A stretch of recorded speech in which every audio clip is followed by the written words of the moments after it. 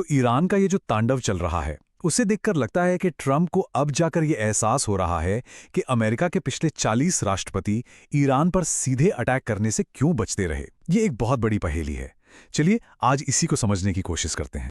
तो देखिए, इस पूरी कहानी को समझने के लिए हम इन 5 हिस्सों पर नजर डालेंगे। सबसे पहले ये राष्ट्रपतीय पहेली क्या है, फिर देखेंगे कि इसकी कीमत कितनी चुकानी पड़ रही है और कैसे एक प्रतिद्वंदी को इसका सीधा फायदा हो रहा है।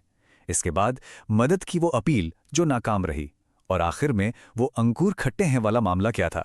तो चलिए एक एक करके शुरू करते हैं। ठीक है, तो सबसे पहले बात करते हैं इसी पहेली की। ये जो 40 राष्ट्रपतियों वाली मिसाल है, आखिर है क्या? सवाल बहुत सीधा है, पर इसका जवाब उतना ही कॉम्प्लेक्स। आखिर 40 सालों तक एक के बाद एक अमेरिकन प्रेसिडेंट्स ने ईरान के साथ सीधे सीधे भिड़ने का रास्ता क्यों नहीं चुना? कुछ तो वजह रही होगी। और यही बात है, अब जाकर ट्रंप एडमिनिस्ट्रेशन को यह समझ आना शुरू हुआ था कि ये झिझक क्यों थी। मतलब ये कोई नई चुनौती नहीं थी, बल्कि दशकों पुरानी एक ऐसी रणनीतिक मजबूरी थी जिसे नज़रअंदाज करना आसान नहीं था।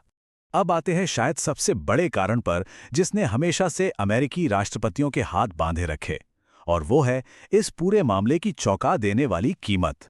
जरा इस आंकड़े को देखिए, $1 बिलियन, मतलब हर एक दिन का खर्चा है लगभग 8,000 करोड़ रुपए। सोचिए कि कोई कैलकुलेटर चल रहा है और हर सेकंड ये रकम बढ़ती ही जा रही है, बढ़ती ही जा रही है। और ये जो रोज का खर्चा है ना, वो जुड़ते जुड़ते अब तक लगभग $20 बिलियन तक पहुंच चुका है। सोचिए, 19-20 बिलियन डॉलर्स हवा में उड़ चुके हैं। ये रकम इतनी बड़ी है कि कई छोटे देशों की तो पूरी की पूरी इकोनॉमी भी इससे कम होगी। तो क्या ये सिर्फ पैसों का नुकसान है? नहीं, इसका एक और बहुत बड़ा असर हो रहा है जियोपॉलिटिक्स की शतरंज पर। अमेरिका के एक बहुत बड़े प्रतिद्वंदी को इसका सीधा सीधा फायदा हो रहा है। पूरी कहानी बहुत सिंपल है। जैसे ही अमेरिका और ईरान के बीच टेंशन बढ़ती है, दुनिया भर के देश तेल के लिए एक स्थिर और भरोसेमंद सोर्स ढूंढने लगते हैं, और वो कहाँ जाते हैं? सीधे रूस के पास। नतीजा, अमेरिका का रणनीतिक प्रतिद्वंदी रूस बैठे बिठाए एक ह्यूज एडवांटेज ले जाता है। अब जब मामला इतना बिगड़ गया, पैसा पानी की तरह बह रहा था, तो ट्रंप प्रशासन को एक ऐसा कदम उठाना पड़ा जो शायद उन्होंने सोचा भी नहीं होगा। उन्हें अपने सहयोगियों से मदद मांगनी पड़ी। तो हुआ ये कि अमेरिका ने पहले अपने नेटो सहयोगियों से मदद मांगी, फिर उन्होंने चीन से भी मदद का अनुरोध किया, लेकिन नतीजा सिफर रहा। किसी ने भी मदद के लिए अपना एक भी जहाज नहीं भेजा। और यहीं पर कहानी का सबसे बड़ा ट्विस्ट आता है। अमेरिका इस पूरे मामले में एकदम अकेला खड़ा रह गया। ये कूटनीतिक तौर पर एक बहुत बड़ा झटका था, जब आपके अपने सहयोगी भी साथ देने को तैयार ना हो। तो जब किसी ने मदद नहीं की, तो दुनिया के सामने क्या कहा गया? यहां पर स्रोत एक बहुत ही मजेदार मुहावरे का इस्तेमाल करता है। ये कहावत तो हम सबने सुनी है ना? अंगूर खट्टे हैं।